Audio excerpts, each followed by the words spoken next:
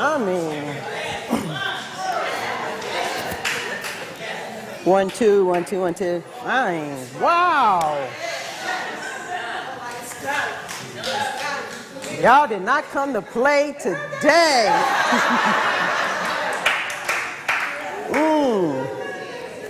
Wow. Foundation singers.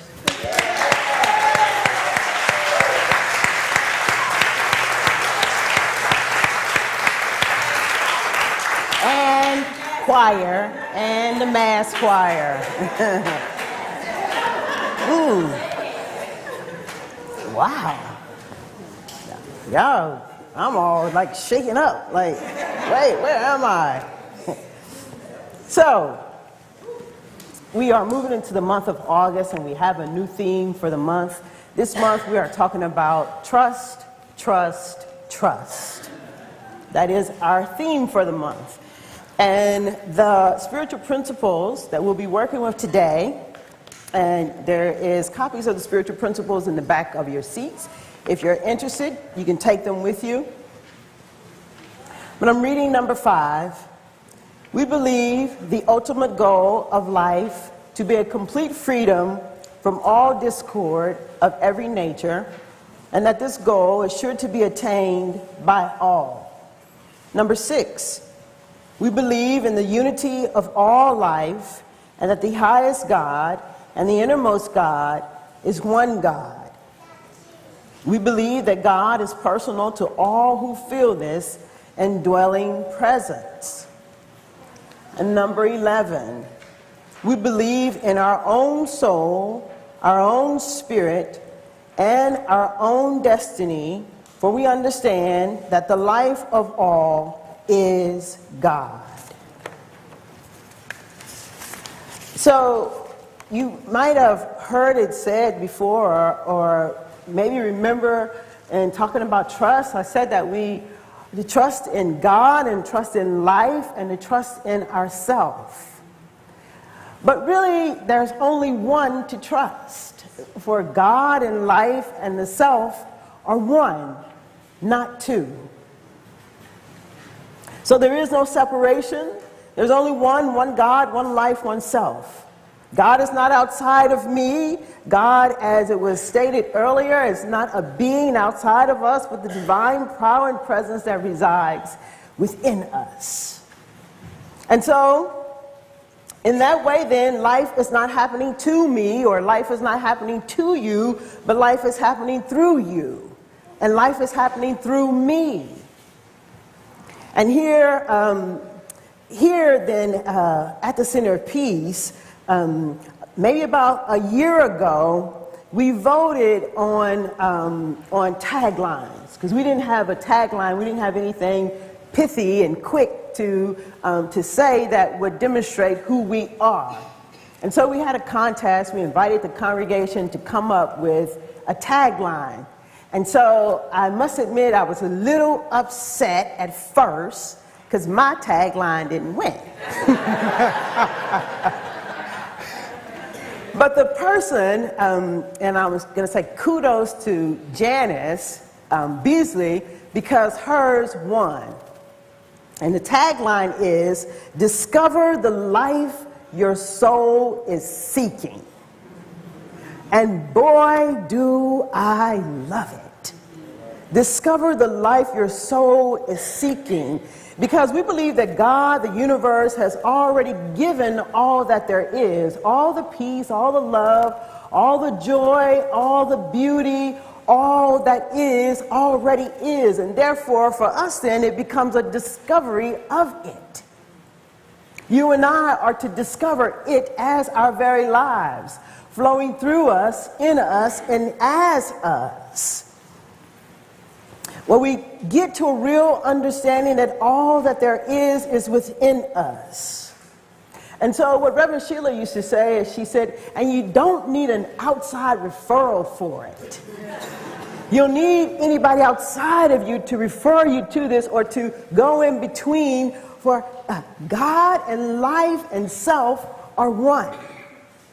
And so when we understand and know that know this principle, this idea without a doubt that we are one with all that there is, then the kingdom of heaven surely then is at hand.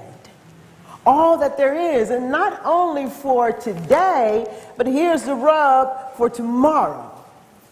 Not only the kingdom of heaven is at hand today, but is available tomorrow and the next day and the next day and the next day and the next day and the next day and the next day.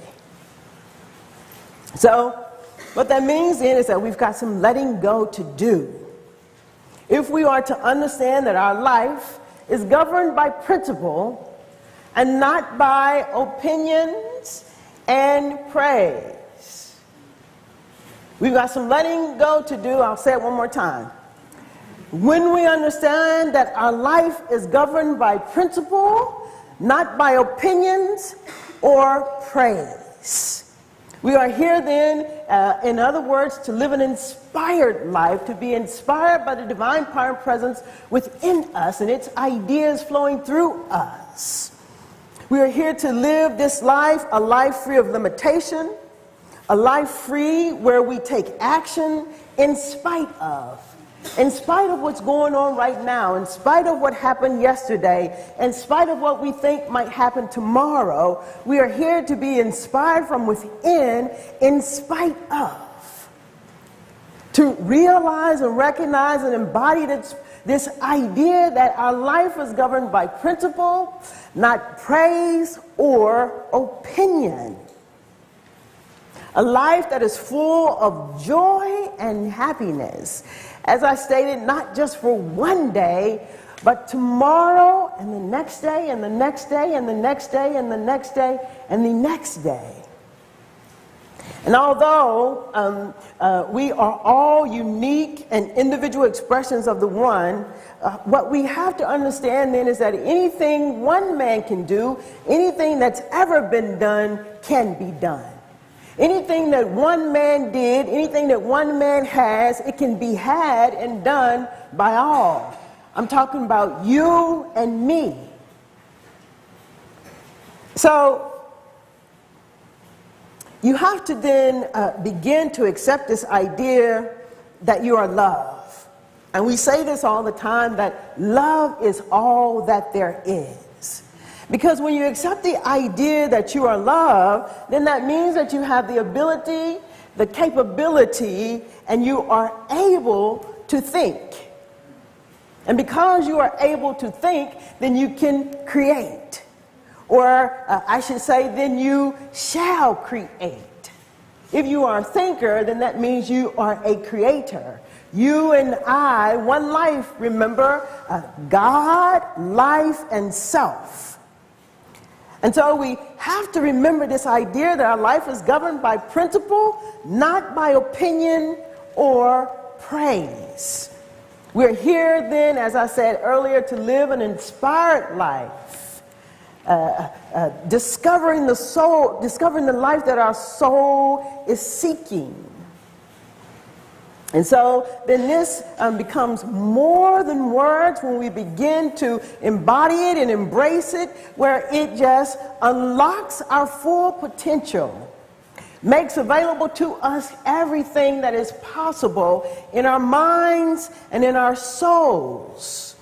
So we've come here not to play this game where you just kind of go along to get along, but for you to embody and embrace who you are.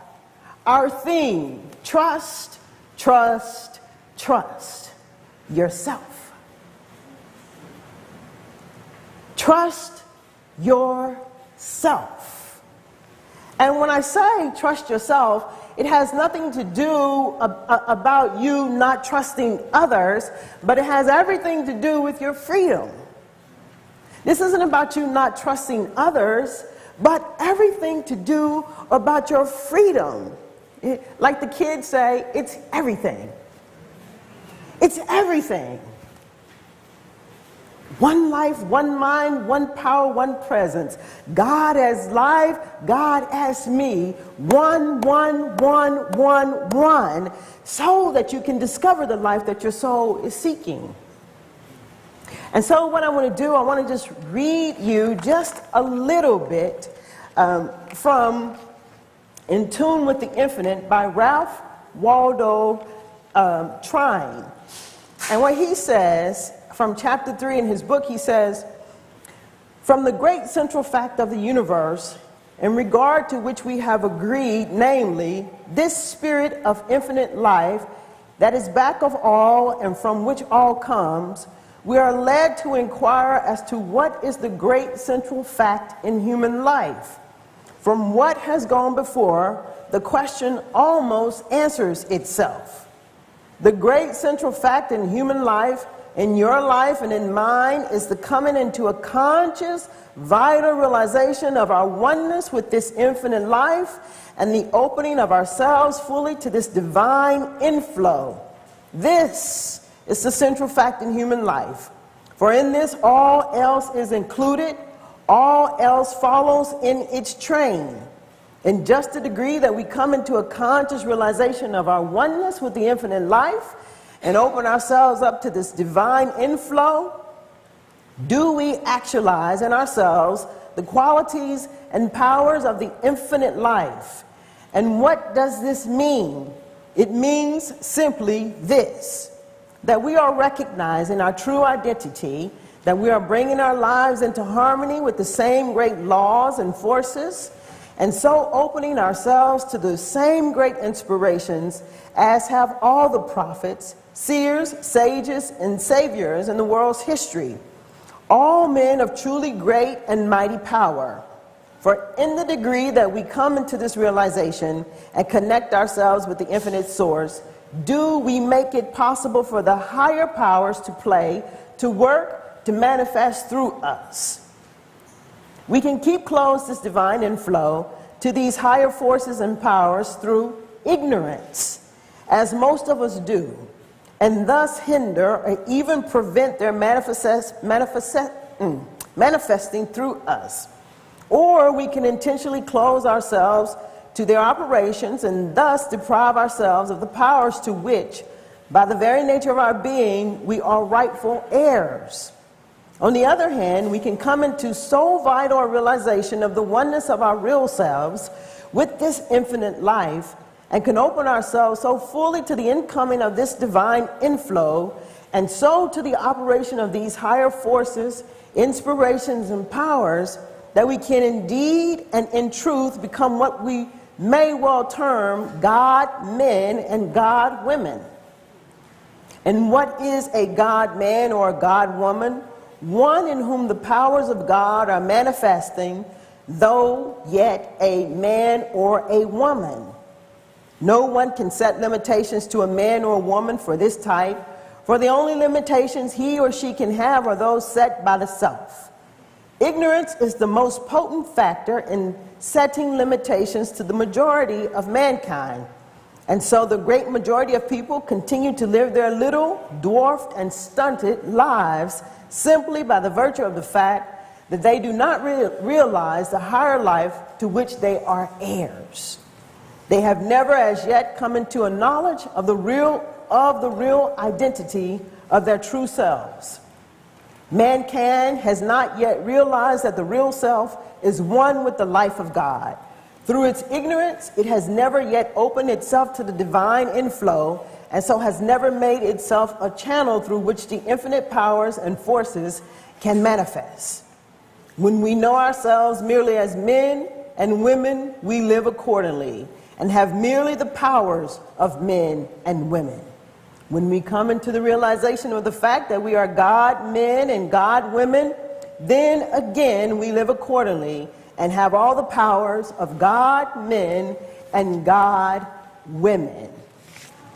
He says that to be oneself is the only worthy and by all means the only satisfactory thing to be.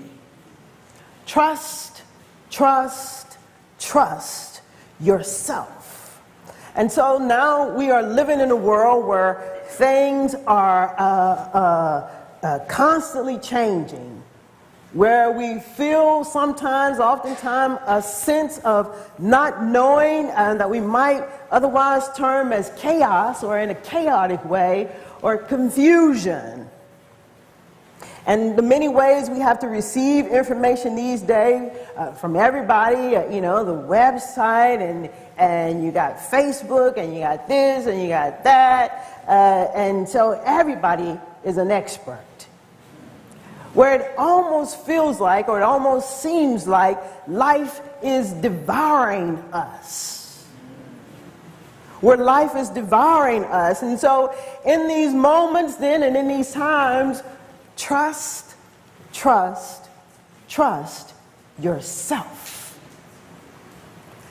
Gain a greater understanding that we live in a life, our life is governed by principle, not opinions and praise. And so trusting ourselves, you and me, almost becomes the most important thing to do.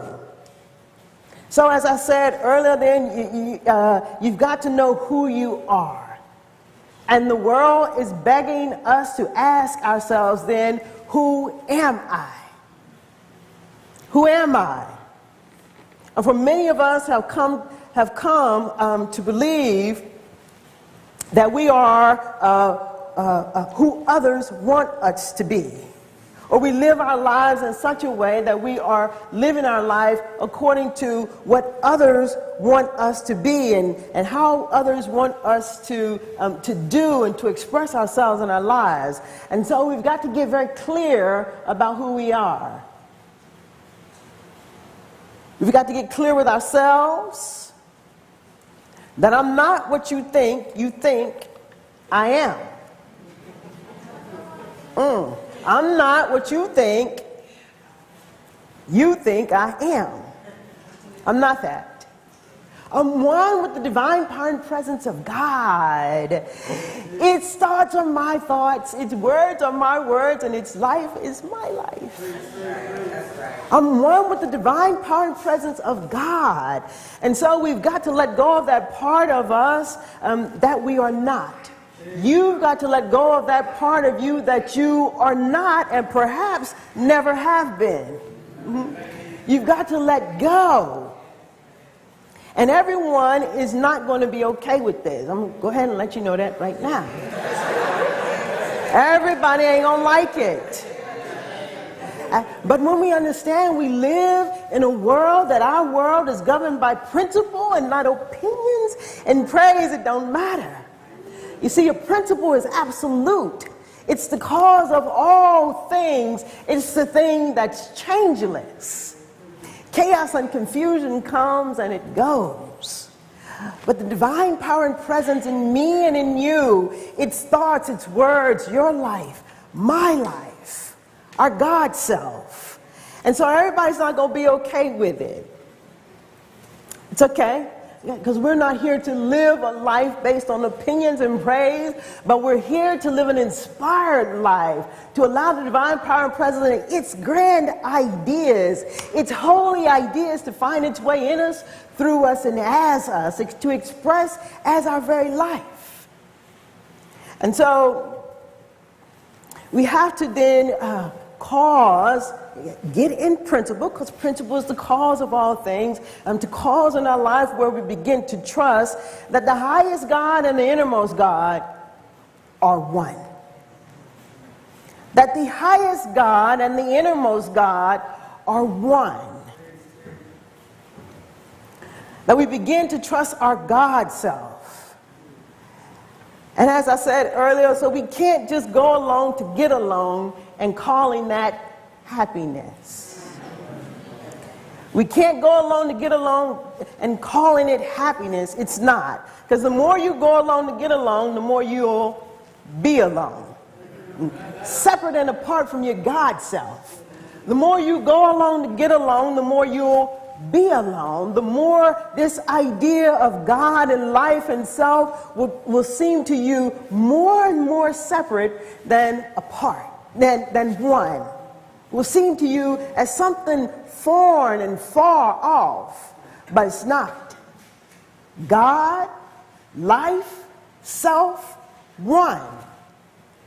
And so when we stay in the go along to get along phase of our life, we find ourselves trying to make sense out of the chaos and the confusion, and you can't make sense out of chaos and confusion.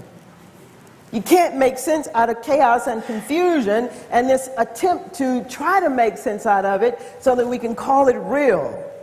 And so when we start to feel like then that we are being devoured by life, then we can check in to see if we've given our power over to things outside of ourselves, if we've moved from this notion